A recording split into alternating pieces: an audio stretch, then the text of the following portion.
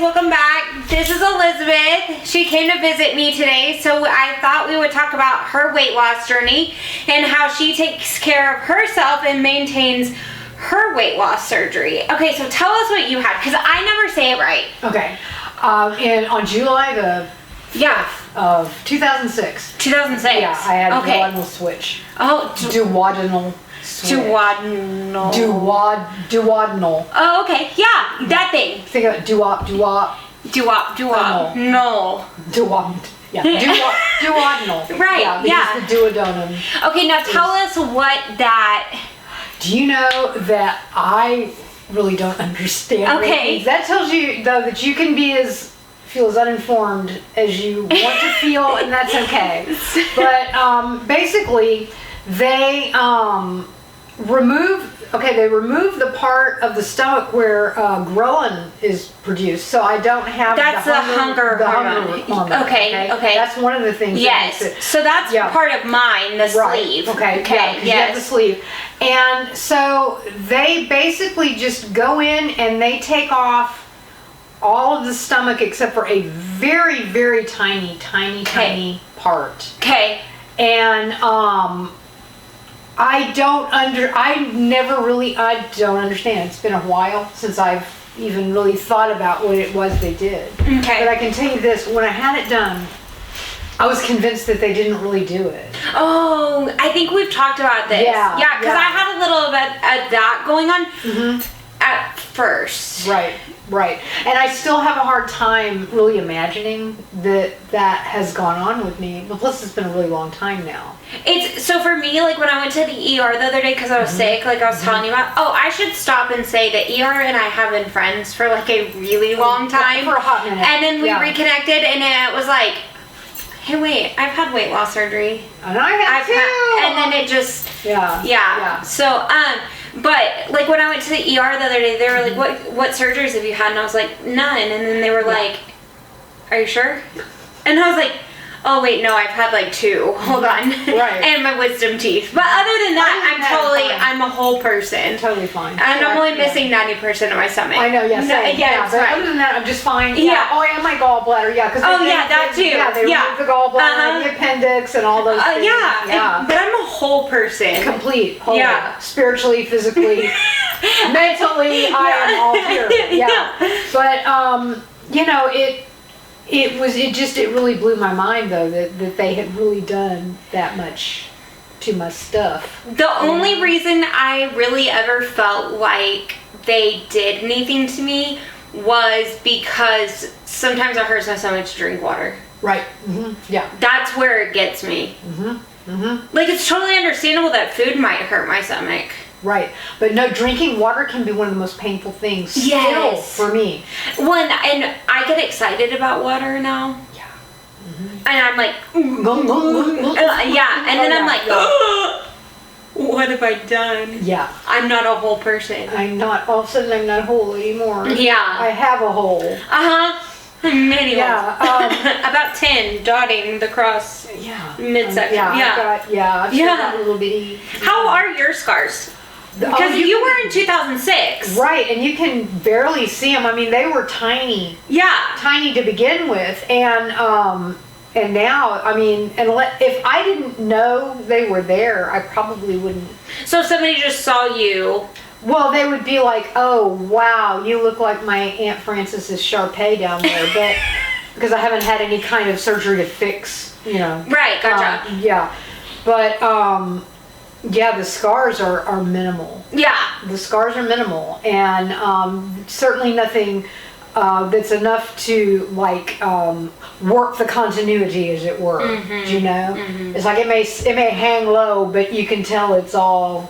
There's no, Yeah. That's where I'm at in my journey too. Is now I've hit 153 pounds lost. So now I've got about 47 pounds to my actual what I want to have as my goal weight. Yeah.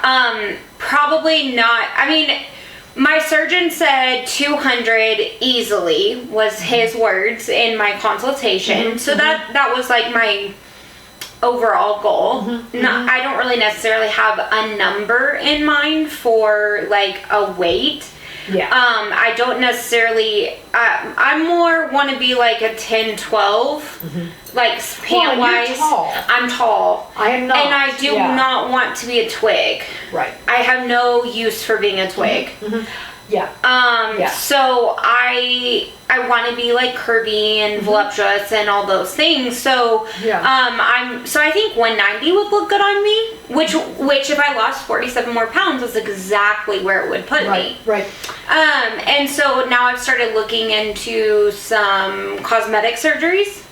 But everybody that I've talked to, it's like 20 grand, and they're talking about like having tummy tuck, breast, and the bronchial autonomy thing. To me. To me. But I know it's like Yeah, it's got it sounds like a dinosaur. It does, doesn't it? It does. It reminds me of a dinosaur. Insert a dinosaur. I think they should. They should. Well, it reminded me of a dinosaur. It reminded me of the flying one. Yeah, and it's ironic. Right. Yeah. And one thing about this, I can tell you, it's gonna be the worst it ever is. Right when you finish losing weight, if you wait 4 or 5 years, it will tighten up a little bit. This does not bother me as much as this lovely let me thing. tell you that. And that does. This changes my pant size. Right. No, man. I mean, this is all. Yeah. I mean, I would probably be a size 0 without this. And these pants fit me big. I said in another video that I would be a size 12 easily if it weren't for my apron belly. Right. Drives me nuts. Right. Well, and when I first got to my lowest weight, which is probably about 15 pounds less than what I weigh right now.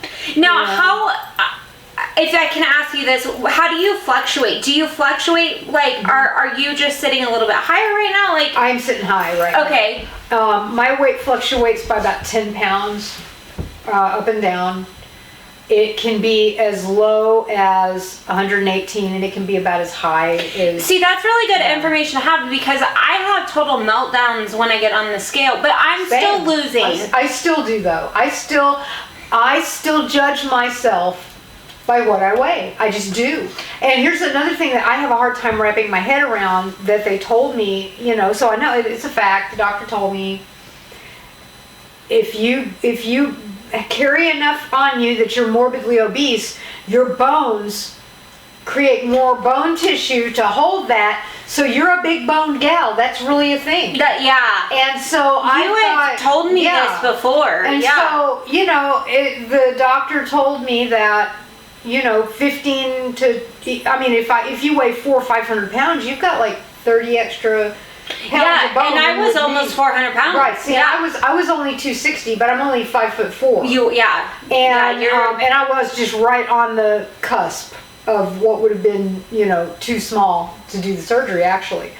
So I probably carry, between 10 and 15 pounds of extra bone weight, because people, they're so special, and and they like to say, you don't weigh 100 pounds. And it's like, yeah, I do. I weigh way more than 100 pounds, I do. You want to try to, Who was it the other day? I was like, they said something, and I was like, well, I am 5'9" and weigh 230, and they kind of went, and I was like, okay, first of all, don't look at me like that. Right, yeah. Second of all, I worked really hard to get to 230, so we're gonna live in this beautiful box of 230. We're gonna step back and we're gonna look at the box. It's a nice box. It's a nice box. It is a nice box. It is. You look great. Thank you. You do. Thank you. I'm so impressed. My collarbones are popping quite nicely. Shut up. I know. Isn't that a great feeling? It is. You feel that I touch them a lot. You want to touch them? Yeah, I do. Yeah. Okay, touch them.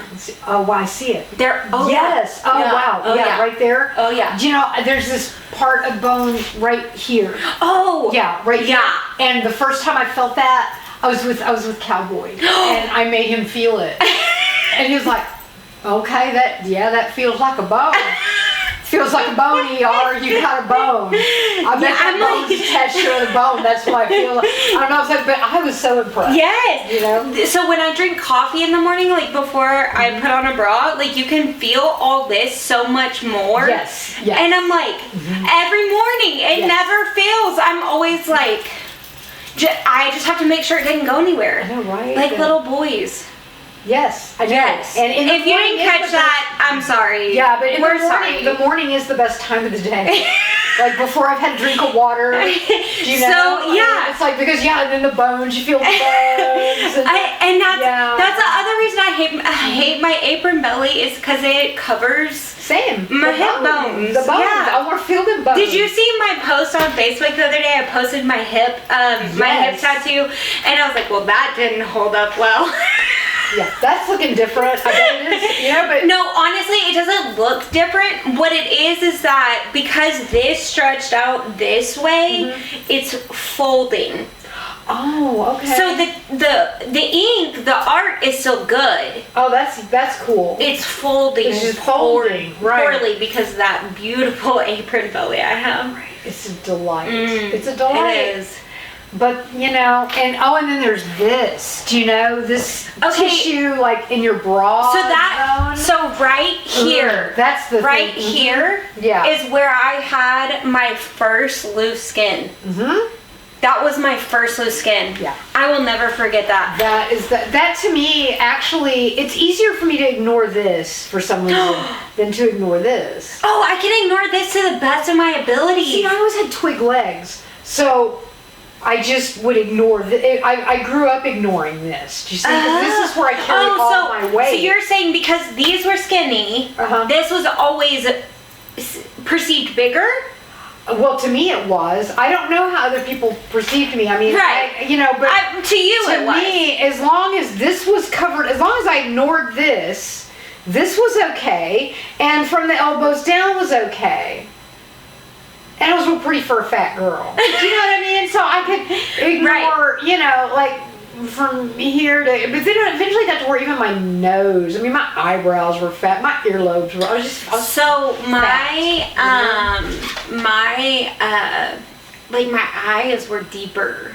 Yes. Like in my face. Yes. I know what you mean. Like, and it's like there was not a picture of me on earth that didn't look like some sort of the grandmother of some hideous crime family that finally got drug in. I just had this dead look to my eyes and they just looked so sunk in and just gray. When you look back at pictures of my heaviest, and I was with my ex-husband at the time, most of my heaviest, you can just see it in my here and here and in the corners of my eyes, everything's just so sad looking. That's the way it was with me. It just looked sad. It really did. But I don't ever remember feeling that to the level of sad where it showed that much. Right. See, I did. Did you? I did. I always felt like there was, ever since I was a child, and this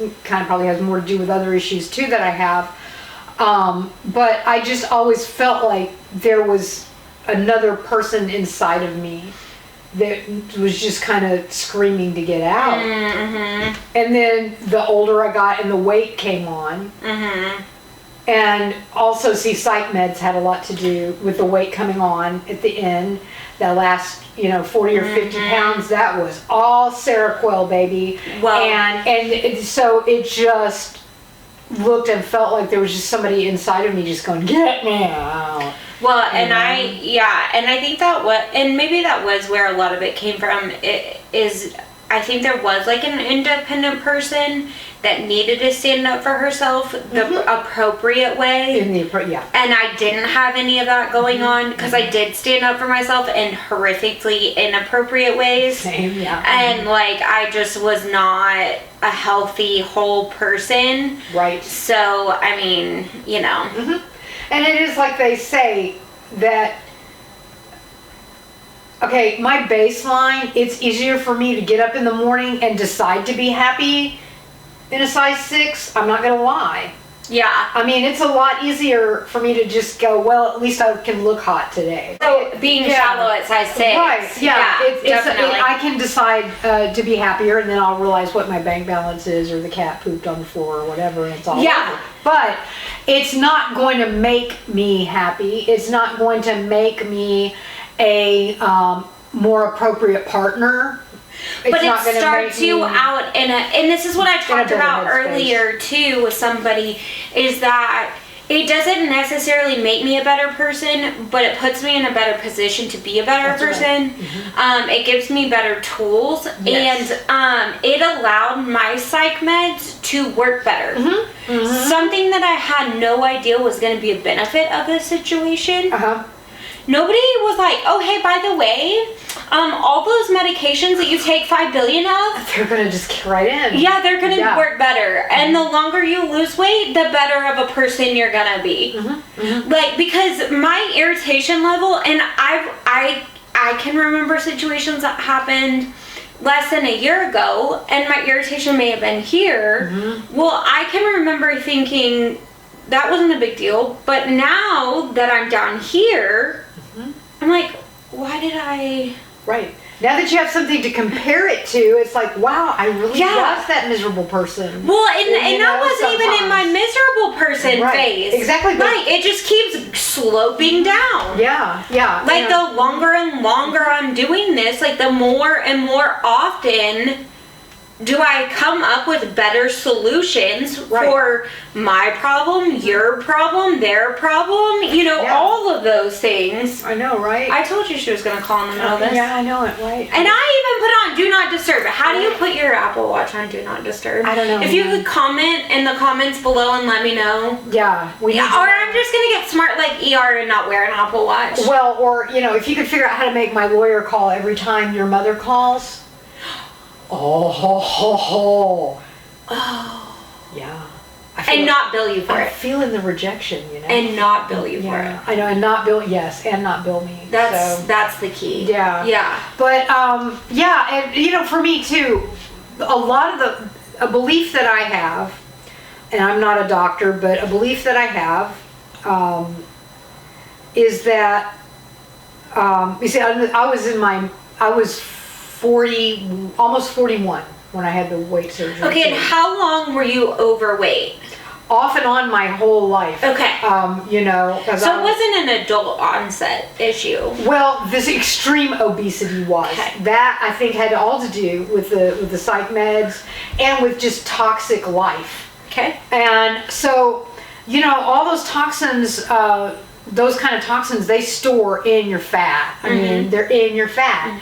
And my fat was just expanding and expanding. And I think that the more that my fat cells were able to shrink, they released more and more of that into my body, which made me sicker for a while, but now I think it does give me a more clear head and a more clear baseline because I don't have that stuff. And for you, you eat really pure foods. Yes, I do. I eat an extremely nutrient-dense diet. Yes. Because we spent that afternoon together, and you taught me stuff to a point where now where I see things online, videos, clips, ingredients in general, and I'm like, I know not to involve myself in that one. Right. Yeah. Because also, I never said this, but you're a chef. By trade. That's my trade.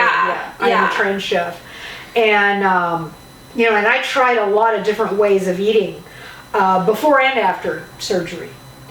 And I have found that two things. That for me, eating an extremely nutrient-dense, high-fat diet is the best way to go. Okay, for me. Okay, but does that fall under the heading of keto, or no? For me, it does, yeah. It does fall under. It does for me. Okay. And that's for me. I don't think it's for everybody. Right. But for me, that's the best thing. Right. And I do this. That leads me to the second thing is I believe that everybody has a sweet spot. Everybody has a diet that's ideal for them. And a diet or way of life? Well, that's the thing. I mean, by diet in this sense, I do mean way of eating. Yes, right. It's a lifestyle. Right. It's not just because calories aren't a part of the formula. Right. I mean, now for me to maintain the weight I'm at, I have to eat a minimal amount of calories, or I am going to gain weight. I mean, that's a fact.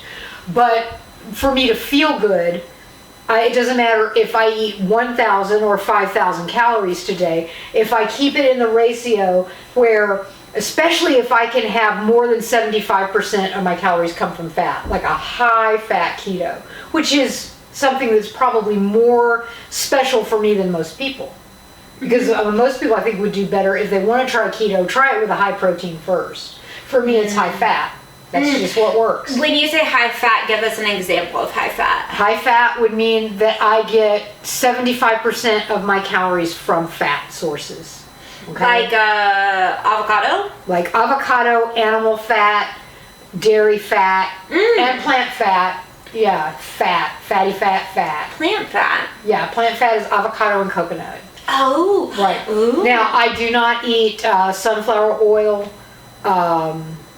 Because you found things that react poorly in your body and make you feel ill. Yes. Yes. We've discussed that before. Even before I had weight loss surgery. That's right. There were things that you were like, I cannot. Right. We're not going to eat at that restaurant because I cannot do that. I can't find something that's going to make me not feel nauseous for the rest of the day. That's right. And another thing I've had to learn to do since which I thought you were insane back then, by the way. But, I think of going to a restaurant as an opportunity to socialize, not as an opportunity for me to eat.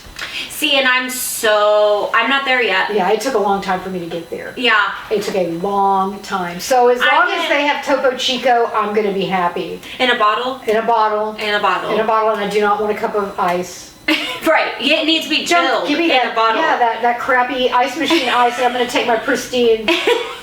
hermetically sealed water. That's smart. That's smart.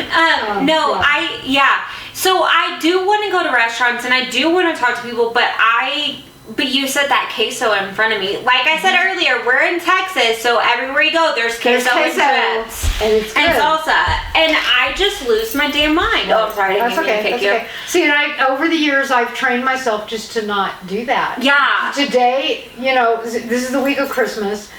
And I decided this week I would eat some carbs. So I ate the chips. And like I told you, this is probably the first time in, I'm going to guess, 2 years that I've had chips and queso. And I may not have it again for another 5 years. Who knows? Well, and for me, I can't function mentally, not physically. I think physically I would probably do better if I didn't, but mentally I can't stay the course if I don't allow myself some. Well, some chips, some crunchies, of some sort. Right, and also your body, your brain is adapted to use glucose just to keep you functioning. To use glucose and carbohydrates and to form what your brain needs out of carbohydrates, to whereas my body is fat adapted now. So really it uses, it's really kind of interesting. It thinks of those chips as just useless information with some bad fats on it. I found that, and this is just for me, and this is not science, it's just pure experience, that if I am eating a really clean keto diet and I'm keeping my fats really high, like 75-80%, that I can one day go and eat, say, a plate of Chinese food, right? And it's almost like my body just rejects it. It just goes straight through. I don't know what that is. Get it away from me. I mean, now, of course, I've been eating carbs for a few days, so it's not going to do that. I'm going to keep it as the souvenir. I'm going to cherish it. No, I definitely notice that my weight is different if I eat carbs. My weight shows if I eat carbs. But what I was saying on a different video is that, like, I'll go buy a little bag of chips. I've gone from buying a big bag of chips and rationing them out over several days. I have gone to buying a small bag of chips and eating, like, just the layer on the top. And I try to leave them in my car now because they're gonna go bad a lot faster in my car. Right, exactly. Than as fast as they're gonna go in my face at home. I don't need all that. No, and here's the thing that I've learned, and it's funny because I was at a grocery store today, and I was specifically looking for things I normally don't eat that I might like to eat, right? Because you're on your I'm on my kick carby for Christmas. carbs. Yeah. And I was looking at the things I normally eat and noticing that they come in these great big packages, or I just buy the small because I want mine to be optimum. I want it to be fresh. And if I buy a big bag, it's just not going to get eaten. Well, you know? yes. And that's the thing is that instead of sitting in front of the TV and stuffing my face continuously until the bag is gone, now I'll have like 17 little stuffing face incidents. Right. And so that's why I just don't even buy the big bag anymore. Like I bought queso. Remember when I was telling you I went to Albertsons and I bought a whole bunch of ingredients? And then I've been trying to cook more. Well, I bought the Albertsons fresh queso. Yeah. Which I don't know if you've ever had their queso. Really? It's good. It looks good. And you get a little bit of that rotisserie chicken and you just mix it up and put some avocado and red onion in it. Oh, yeah. And you don't even have to really heat the chicken up. Like you just have... And you don't even need like a vehicle for your pie hole. Right. You just yeah. But anyway, so I got some queso for the chicken strip, like the rotisserie chicken pieces. And I just added a little bit of queso to it and just stirred it up. And I didn't even buy chips for the queso because I did not want that temptation in my home, in my pantry. And this week when I had Gracie, normally I'm like, okay, let's go to the grocery store and get all the snacks that you might want or need while you're at my house. No. I was like, I don't care how much money I spend taking you out to eat or to pick up food. I don't want it in my house. Right. That's the thing. Because it gets left. It doesn't go home with you, and then I snack on it incessantly. I will take shit to bed and like hide it under my pillows. Oh yeah, I used to be like that. I have like I have a food problem. Well, I do too. I mean, I guess that's why we have surgery. I'm always gonna have a food problem. Yeah. Food is. Excuse me, I have the hiccups. See, food is a problem. I have the hiccups. Yeah, right. Because we had so much food at lunch. Right. Okay, I was a little disappointed. My taco only had 2 shrimp in it. That's a bummer. That is a bummer. It normally has 3. Taco. I want to go back. I want an extra bought shrimp. my friend a taco. I need one extra shrimp. Generously, and I think that we deserve 1 shrimp. Yes, a shrimp is behooving. Just one. Just one. Fry it well and batter it well. Yes. Well. But yeah, so I just was like, we're just gonna go eat places, and I'm just gonna eat. Because I don't want it left in my house. I used to look at it like when I was very fresh from my surgery, I would look at it as I was going to build the perfect bite. Because really, for the first couple of months, few weeks, sorry, I have the hiccups, the most really that I could really eat and just, it'd be pure enjoyment, was Great Big Bite. And so I would just build that perfect bite. Like I remember one of the first meals I had was from Benito's. Oh. And it was the enchilada suiza. And so I just built this, and with the black bean, refried beans, not the regular ones. Oh yeah. Building that perfect bite of that and just being like, okay, that's my bite. And my friend was like, what are you going to do with the rest of it? I'm like, I don't know, throw it away. I had to look at it like that. I'm going to have a perfect bite. It's going to be a $15 bite. So that's interesting that you say that because the longer I'm out, it feels like the less big bites I can take. Oh, right, yeah. Do you have that too? Well, I mean, I've got the hiccups now because I was just. Oh, okay. I mean, that was a massive amount of food. I ate a taco, and what about maybe? I mean, 5 or 6 killed chips the queso. full of queso. I killed the queso. Excuse me, a couple of bites of enchilada, a couple of bites of rice. That's like a lot of food for me. Yeah. Then now I have the hiccups. Yeah. You know? No, but it just seems like the longer I'm out, like, and I I feel like it's like part of pacing myself and accepting like the size that I actually eat versus like, okay, I'm gonna rush it in and like. It used to take me an hour and a half to eat a small plate of food, and it would drive people nuts. I remember one time a friend of mine was over at my house, and I had made dinner for us, and and she had a plate and I had a plate, and I just kept just eating for a while, and then I'd put it down for a while, and then I'd pick it up, and the movie ended, and I've still got food on my plate, and and she's just like, man, that would drive my mom nuts to watch you do that, and I'm like, oh well. It is what it is. Yeah, and that was when I was at my smallest too. Yeah, but do you see what I look like now? Yeah, and what I did. And she wasn't really trying to say that what I was doing was bad. It's just that is how society looks at it. We've got to sit down, we've got to eat so that we can go make a bunch of money real fast. Yeah, because in Europe it's not like that. No, when I lived in Paris, I mean, we would go out to eat. We would if we spent less than 3 hours at dinner, that was like, whoa, man, we ate fast. Yeah. You spend like 4 hours. You sit around, you eat, you have courses, you eat slowly, you have conversation, you drink a lot of alcohol. And it's an event. It is, and like it can take a really really long time to get your food too. Oh yeah, it's not like here at all. No, it's not, because the food's fresh. Yeah, and they shop that way too. Oh yeah, and I've learned to shop that way. I kind of have to. Yeah, shop for what I want today. Yes. I've noticed that I noticed how convenient that was that night that I was telling you I went to Albertsons.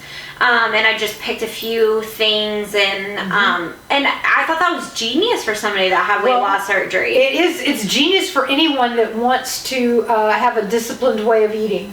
To think, what am I going to eat today, and what am I going to eat tomorrow, and not think about who's coming over this weekend. What season 5,000 of something is going to drop on. Your fridge probably isn't going to get as gross either that way. Right, exactly. Like, and just shop for that day, maybe 2 days. Yeah. And it's a lot more efficient and effective. Yeah. Your food's not going to go bad, and you're not going to have this thing that I find in clients that I have. I'm a personal chef. They have this compulsion or this idea that they've got to eat all the food they have. And you're just not going to, if you think about your food in a weekly or a 10-day increment of I'm prepping for this. And they're probably not the freshest of the ingredients if you're buying them like that. They're not. So that's probably not doing you any service or any benefit. No.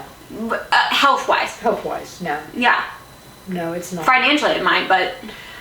In the long run, no, because you're eating bad food, and that's going to slow you down at best. At worst, it's going to make you sick. Or you're just not going to be able to eat it, and it's going in the trash. There's a lot of reasons why.